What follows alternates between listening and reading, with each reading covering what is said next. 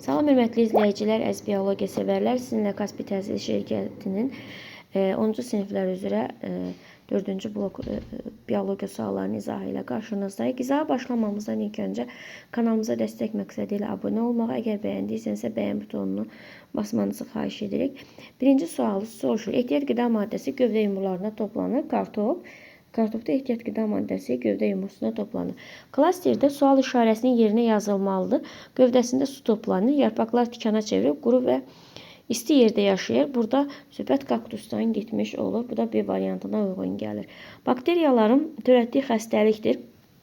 Yadınızda saxlayın, QİÇdir, COVID-19'dur, qripdir, qızılcadır. Bunlar bakteriyalar tərəfindən törədir. Ancaq viruslar tərəfindən törədir. Ancaq vərəm isə bakteriya tərəfindən törətmiş olur. Canlıların bir-biri ilə ətraf mühitlə əlaqəsini öyrənən elm sahəsi ekologiya adlanır. Ekolo sözünün mənası ev, yaşayış məskəni deməkdir. Kiçik tikan, cökə, elodeya bitkisinin hər birinin bir zoğu götürülmüşdür. Cökə zoğunda olan boğum sayı kiçikən zoğunda olan boğum sayından bir vahid az. Elodeya zoğunda olan boğum sayı isə cökə zoğunda olan boğum sayından bir vahid az. Əgər kiçikən zoğunda 18 yarpaq olarsa, bu zoğlarda yarpaqların minimum saylarının cəmi neçə olacaq? Ümumiyyətlə, bunu həll etmək üçün ilk öncə nə edirik? Deyir ki, kiçikəndə 18 yarpaq, kiçikəndə qarşı-qarşıya düzüldüyü üçün 18'i böləcəyik 2-yə neçə edəcək? 9. Deməli, kiçikəndə boğum sayı 9'dur. Sonra deyir ki, cökədə bundan bir vahid az. Cökədə deməli olacaq 8.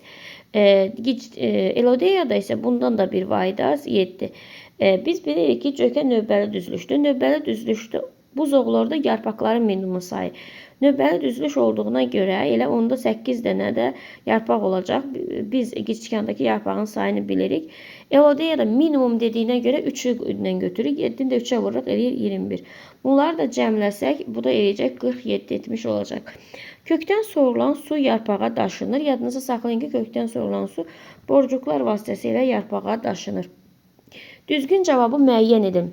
Bakteriya hüceyrəsindən fərqli olaraq bitki hüceyrəsində hüceyrə divarı hər ikisində var, ribosom hər ikisində var, xromosom hər ikisində var, plazmatik membran hər ikisində var, formalaşmış nüvə ancaq bitki hüceyrəsində mövcud.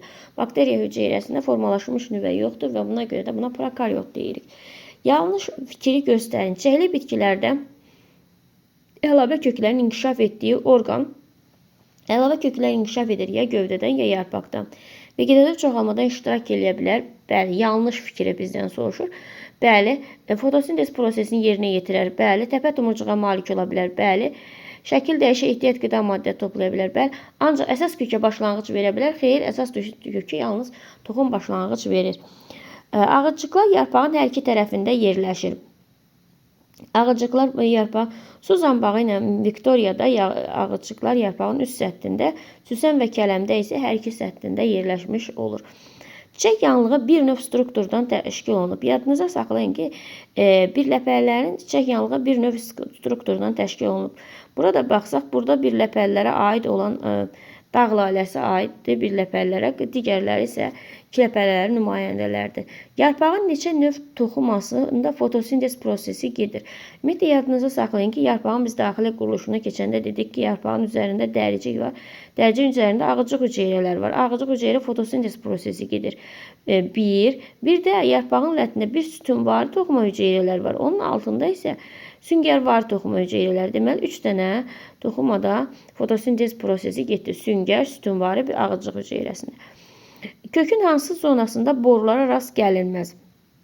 Yadınızda saxlayın ki, bölünmə zonasında borulara rast gəlinməz.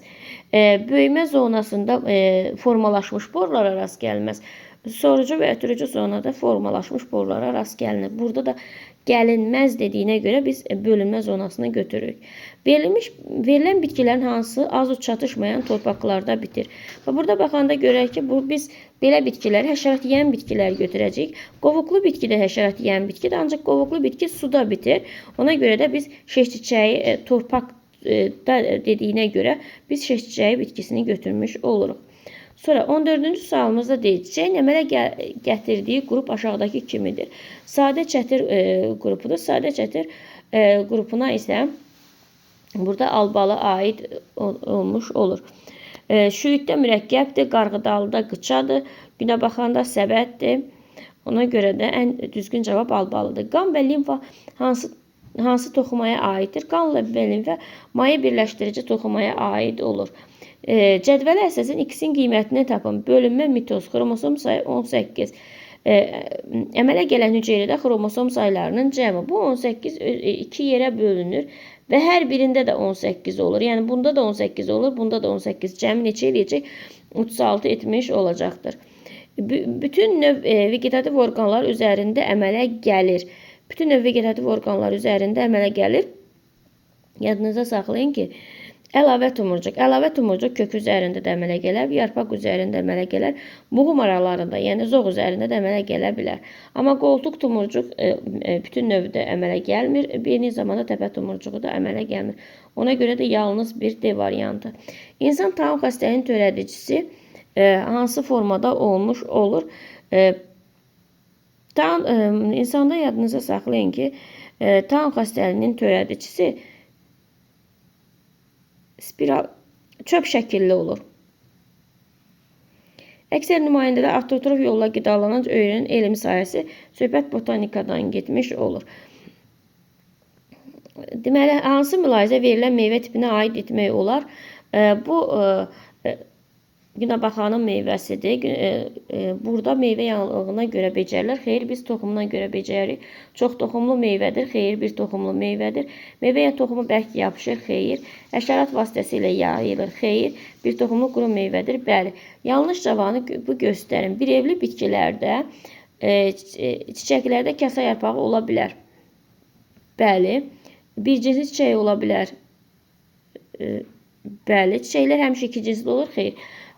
Bunu demək olmaz. Məsələn, qarğıdalı bir evli bitkidir, amma çiçəkləri bir cinsli deyil. Hansı bitki oturaq yarpaqlara ehtiyat su toplayır? Burada aloenin oturaq yarpağında ehtiyat su toplayır. Böyütmə dərəcəsi 400 olan mikroskopun obyekti üzərində 40 rəqəmi yazılıbsa, okulyarın üzərində yazılan rəqəmi tapın. Biz bilirik ki, okulyar vurusun obyektiv bərabərdir mikroskopun böyütmə dərəcəsi, yəni 400-ə. Buradan da obyektivin üzərində yazılan rəqəm 40 var. Bizə okulyar lazımdır. Ona görə 400-ü 40-a bölsək cavab alınır 10. Verilən hansı çiçək qruplarının saplaqsız yerləşir? Buğdadır, saplaqsız yerləşir. Bala yarpağı mürəkkəb sümbüldür, saplaqsız yerləşir. Zəncirotu səbətdir, saplaqsız yerləşmiş olur. Cavab 2, 3, bir də 4. Çiçəyin əsas hissələrini seçin. Çiçəyin əsas hissəsi erkəkcik və dişicikdir. Yarpağın müəyyən hissəsində 600 hüceyrə fotosintez prosesi həyata keçir. Bu sayədə cəmi 100 ağızcıq olarsa, əsas toxumaya aid olan neçə hüceyrə fotosintez olunur? Bir ağızcıqda 2 dənə hüceyrə olduğuna görə 100-ü vururam, 2 eləyir 200. 600-dən də 200-ün çıxsaq, bu da 400 etmiş olacaq. Yəni cavabımız burada 400-ə. Uyğunluğu müəyyən edin.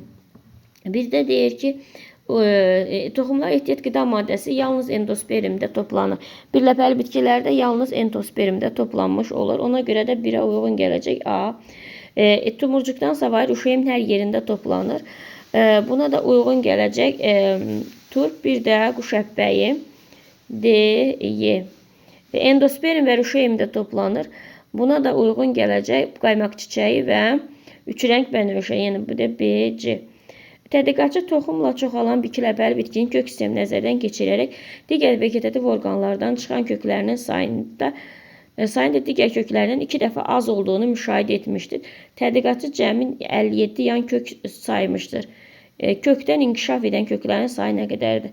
Elə yan köklər digər kökdən inkişaf edən köklərin sayı 57 olacaq. Bu bitkidə kök üsküklərinin cəmi neçə olacaq? Deyir ki,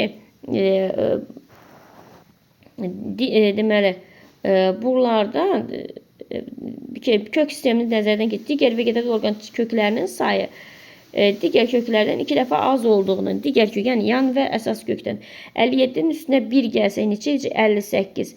Yəni bu 58 bölsək 2 dəfə az olduğuna görə 29.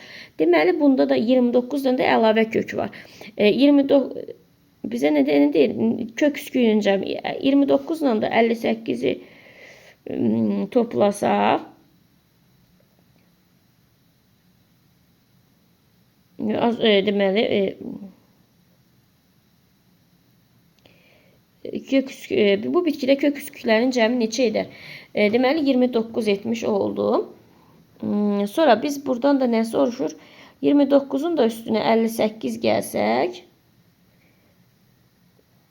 9'un üstünə 8 gələndə 7.